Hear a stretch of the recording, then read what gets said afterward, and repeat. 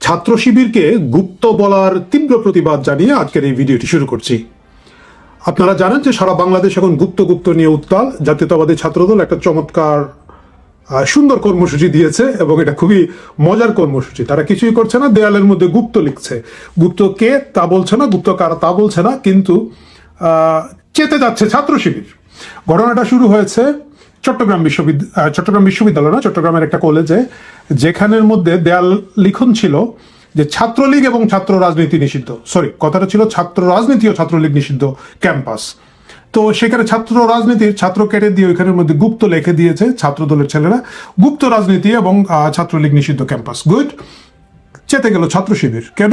আমাদের দেয়াল লিখনের উপরে জাতীয়তাবাদী ছাত্র দল এসে কেন দেয়াল লিখনটা নষ্ট করেছে বা দেয়াল লিখনের উপর লিখেছে? ভাই, যদি ছাত্র রাজনীতি না থাকে ওইখানে, ছাত্র রাজনীতি নিষিদ্ধ থাকে, তাহলে তোমরা কারা? তোমাদের দেয়াল লিখন হলো কেমনে এবং তোমরা চেতে গেলা কেন? এর কারণ হচ্ছে ছাত্র শিবির সে থাকবে, বাকি কেউ থাকতে পারবে না। সেটাই হচ্ছে ছাত্র রাজনীতি নিষিদ্ধ ক্যাম্পাস। এই ঘটনাটা দেশের বিভিন্ন জায়গায় তারা আগেও করেছিল, বুয়েটে তারা করে সাকসেসফুল হয়েছে, এবং বিভিন্ন জায়গায় 5 আগস্টের পরবর্তীতে যখন ছাত্রলীগকে ক্যাম্পাস থেকে তাড়িয়ে দেওয়া হলো, তার পরবর্তীতে তারা এই মুখোশ শুরু করেছে। প্রিয় দর্শক, শুরু করেছিলাম কেন তাদেরকে গুপ্ত বলা যাবে না। গুপ্ত বলা যাবে না এই কারণে, গুপ্ত রাজনীতি কিন্তু এত খারাপ রাজনীতি নয়। ছাত্র শিবির যে জিনিসটা করে সেটা হচ্ছে গুপ্ত রাজনীতি নয়। গুপ্ত রাজনীতি কোনটা? গুপ্ত রাজনীতি হচ্ছে কোনো একটা কারণে আপনার নিজের রাজনীতি করতে পারছেন না, আপনি আন্ডারগ্রাউন্ডে চলে যাবেন এবং সেখানে আপনার নিজের দলীয় কার্যক্রম চালাবেন। যে ঘটনাটা আমরা দেখেছি বাংলাদেশের ইতিহাসে ঘটেছে। বাম রাজনীতিবিদ যারা ছিলেন তারা একটা সময়, বিশেষ করে পাকিস্তান আমলে যখন কমিউনিস্ট পার্টিকে নিষিদ্ধ করে দেওয়া হলো, যারা শ্রমিক রাজনীতি করতেন, যারা বাম রাজনীতি করতেন, তারা তাদের সংগঠনগুলোকে আন্ডারগ্রাউন্ডে নিয়ে গেলেন এবং তারা আন্ডারগ্রাউন্ডে অপারেট করতেন। এটা হচ্ছে গুপ্ত রাজনীতি। গুপ্ত রাজনীতির থেকে অন্য যে রাজনীতি আমরা শিবিরের দিকে ইঙ্গিত করছি, সেটা আসলে গুপ্ত রাজনীতি নয়, সেটা হচ্ছে মুনাফিকের রাজনীতি। আমার কাছে তাই মনে হয় যে ছাত্রদলের লোকজনের উচিত মুনাফিকের মুক্ত রাজনীতি চাই বলে ক্যাম্পাসে এবং বিভিন্ন জায়গায় প্রচারণা করা। মুনাফিক কারা? মুনাফিক হচ্ছে তারা যারা অন্যের সাথে মিশে যায়, তাদের খুব ক্লোজ দেখায়, তাদের খুব কাছের লোক দেখায় এবং যথাসময়ে বেইমানি করে। আমরা শিবিরের যে ঘটনাগুলো দেখতে পাচ্ছি সেগুলো হচ্ছে মুনাফিকের রাজনীতি। এবং মূল মুশকিলটা হচ্ছে কেন এটাকে চ্যালেঞ্জ করা দরকার, এরা গোটা বাংলাদেশের রাজনীতিটাকে নষ্ট করে ফেলছে, নোংরা করে ফেলছে, অবিশ্বাস তৈরি করে ফেলেছে চারিদিকে। এটা হতে পারে না। আমি ছাত্র শিবিরকে তাদের নিজেদের রাজনীতি করার অধিকারের বিষয়ে আমি মনে করি যে তারা তাদের রাজনীতি করতে পারে। কারো পছন্দ হলে সেখানের মধ্যে যুগবে, কারো পছন্দ না হলে সেটাকে বিরুদ্ধে তারা কথা বলবে। কিন্তু এই যে বিভিন্ন ছাত্র সংগঠনের ভিতরে ঢুকে এবং অধিকাংশ ক্ষেত্রে সাধারণ ছাত্রছাত্রী ব্যানার দিয়ে এরা যে রাজনীতিটা করছে, এটা এখন চ্যালেঞ্জ করার প্রয়োজন আছে। কারণ যে কথাটা বলছিলাম, রাজনীতিটাকে তারা একেবারে নীতির রাজা, যেটাকে বলা হতো নীতির রাজা থেকে রাজনীতি, এটাকে ধ্বংস করে এরা মুনাফিকের রাজনীতি শুরু করে দিচ্ছে। সুতরাং রাজনীতি রাখে নাই, মুনানীতি শুরু করে দিয়েছে বা মুনাফিকি নীতি শুরু করে দিয়েছে এরা। এটা শুধুমাত্র যে ছাত্রলীগের সাথে হয়েছে তা কিন্তু নয়। এরা কিভাবে এই জিনিসগুলো ডিস্টার্ব করে আপনারা দেখেন।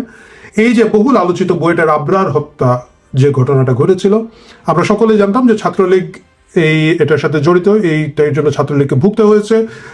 20 জনের মতো লোককে ফাঁসির আদেশ দেওয়া হয়েছে তখন, এবং এটার বিচার হয়েছে, এবং তারপরও সারা বাংলাদেশের লোকজন ধিক্কারে ফেটে পড়েছে। 5 আগস্টের পরে আমরা কি দেখলাম? বহুল আলোচিত এই আবরার হত্যা মামলার মূল যে আসামি, তাকে 5 আগস্ট ছেড়ে দেওয়া হয়েছে কারাগার থেকে। এদের উকিল কে ছিল? শিশির মনির। শিশির মনিরকে ছাত্র শিবিরের এককালীন সময়ের সভাপতি, খুব সম্ভবত কেন্দ্রীয় সভাপতি বা ঢাকা বিশ্ববিদ্যালয়ের সভাপতি এবং জামাতের নেতা, সুনামগঞ্জ থেকে এবার তিনি নির্বাচন করেছিলেন, জামাতের নেতা হিসেবে প্রতিষ্ঠিত। এই আইনজীবী কিন্তু এদের পক্ষে দাঁড়িয়ে ফাইট করেছিলেন এবং 5 আগস্টের সময় এদেরকে ছেড়ে দেওয়া হলো। 5 আগস্টে এদের মূল আসামি চলে গেল।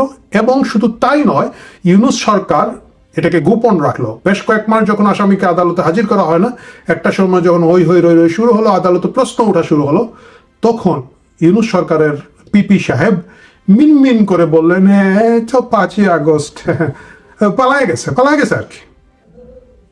প্রশ্ন হচ্ছে তাহলে কি দেখা যাচ্ছে? দেখা যাচ্ছে যে বাংলাদেশের যত ধরনের সন্ত্রাস হয়, যত ধরনের কুকাণ্ড ঘটে থাকে, এগুলো এইসব মুনাফিকরা করে থাকে, যাদের সাথে শিবিরের সংশ্লিষ্টতা শুধু এইবারে প্রমাণিত হয়েছে তা কিন্তু না। অসংখ্য কাহিনীতে আপনারা দেখবেন যে ঘটনাগুলো অনেক ধরনের সন্দেহজনক ঘটনা তৈরি হয়েছে এবং এগুলোর জন্য তারা দায়ী।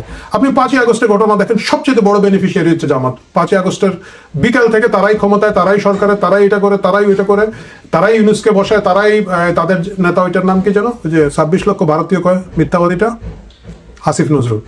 আসিফ নজরুল এবং অন্যান্য বাটপারগুলাকে নিয়ে তারা ক্ষমতায় বসলো। কিন্তু যদি দেখেন 5ই আগস্টে এই যে এখন সাদিক কায়েম সহ যে ছাত্র নেতারা তৈরি হয়েছে, এদের ভূমিকা কি 5 আগস্ট পর্যন্ত যদি প্রশ্ন করেন, আপনি দেখবেন যে সরাসরি এদের ভূমিকার জায়গাটা নাই। কিন্তু তারা তাদের সেকেন্ড সৈনিক যেগুলো ছিল, নাহিদ এবং অন্যান্য যারা এখন এনসিপি করে, এদেরকে সামনে দিয়ে তারা এই কাজটা করেছে। এবং 5 আগস্টের পরে আমাদের আবাল বাঙালি বললে তো আবার অনেকে মাইন্ড করবেন, আমাদের লাল বদর বাঙালিরা যারা বিশ্বাস করেছিলেন যে না এরা বিপ্লব আসা আমাদের দল নিরপেক্ষ সাধারণ ছাত্র, এরা এখন মাথা চুলকায় এনসিপি জামাতে লয়ে গেছে, এটা আগে বুঝি নাই। তো এনসিপি তো জামাতের সাথে যাবে, শুধু তাই না, মানে আমার তো নাহিদরে দেখলে এখন মায়াও লাগে, লজ্জাও লাগে। লোকটা শফিকের পিছনে পিছনে ব্যাগ ধরে হাঁটে, স্মৃতিসৌধে তিন কলাম পিছনে গিয়ে দাঁড়ায় থাকে, মানে একেবারে চাকর বাকর ট্রিটমেন্টের মধ্যে আছে। ভাই তাদের আভ্যন্তরীণ মামলা, এটার মধ্যে আমি ঢুকবো না। কিন্তু এই গোটা জিনিসটাকে এই যে মুনাফিকি একটা রাজনীতির মধ্যে দিয়ে নিয়ে যাচ্ছে, এটা এখন প্রতিরোধ করার প্রয়োজন আছে। এবং এই প্রতিরোধের জন্য শুধুমাত্র যদি এটা ছাত্রদল করে সেটা কিন্তু না, বাকি সবাইকে কিন্তু এটার মধ্যে জড়িত হবে, কথা বলতে হবে। জামাত শিবিরের রাজনীতি তারা তাদের রাজনীতি করবে, কিন্তু সেটা প্রকাশ্যভাবে করতে হবে। তারা বিভিন্ন সংগঠনের মধ্য দিয়ে এই কাজগুলো করে থাকে। আপনি যেমন ধরা যাক আমাদের রাজশাহী বিশ্ববিদ্যালয়ের যে আম্মার সাহেব আছেন, তিনি কিন্তু শিবিরের বাইরে গিয়ে নির্বাচন করলেন, উনি কিন্তু শিবির করেন না। কিন্তু আমরা জানি যে ওই যে শিবিরের যে ক্যান্টনমেন্ট বলে যে মাদ্রাসা তালিমুল বিল্লাত থেকে বেরিয়ে আসা এই সৈনিক শিবিরের চেয়েও বেশি শিবির। তো এখন হচ্ছে গিয়ে কথা যে ভাই তুমি তাহলে শিবিরের প্যানেল থেকে নির্বাচন করো। আপনি দেখেন এই যে ডাকসুতে তাদের কনফিডেন্সের লেভেলটা কম ছিল, তারা বললো বিভিন্ন জায়গা থেকে তারা লোকজন নিয়ে এসে সেদেরকে নির্বাচন করছে। কারা? আমাদের মুক্তিযুদ্ধ বিষয়ক সম্পাদিকাকে দেখলাম, ঝুমা যাই হোক, উনি কিন্তু এর আগে মাথায় কাপড় টাপড় দিত না, জয় বাংলা বলে স্লোগান টোকান দেওয়া ভিডিও আছে না, অবভিয়াসলি ওদের সকলেরই আছে। ও ঠিক আছে, উনি কোথা থেকে আসছে যে না উনি শিবির করে না, শিবির সবাইকে নিয়ে একটা সম্মিলিত পরিষদ করছে, খুব ভালো, আমরা হাততালি দিলাম, ভালো উদ্যোগ। যেই মাত্র নির্বাচন শেষ হলো দেখা গেল যে উনি শিবিরের খপ্পরে পড়ে গিয়েছেন। এনসিপির তো নেত্রীদের কথা কি বলবো, মানে যারা আগে ধরেন অনেক তথাকথিত বাম রাজনীতি করতে আমরা দেখতাম, যাদেরকে শাহবাগী বলে সাধারণ নির্দোষ শিবিররা গালাগালি করতো, এরা এখন সকলেই কে কার আগে মহিলা এমপি হবেন, পুরুষ এমপি হবেন, কে কার চেয়ে বড় জামাতি হবেন, এই কম্পিটিশনে আছেন, কারণ তারা প্রত্যেকেই জামাত। বিশ্ববিদ্যালয়ের সবগুলোর যে সাংবাদিক ক্লাব, প্রেস ক্লাব, সাংবাদিক সমিতি, বিতর্ক সমিতি, আলোচনা সমিতি, এই সমিতি সেই সংগঠন, এগুলোর মধ্যে শিবির বিভিন্ন ছদ্মাবরণে বসে আছে, লিডারশিপে আছে এবং তারা এগুলোকে নিয়ন্ত্রণ করে থাকে। মুশকিলটা হচ্ছে কি, এই বিভ্রান্তির জায়গাটা সাধারণ মানুষকে এরা বারবার এইসব করে বিভ্রান্ত করে থাকে।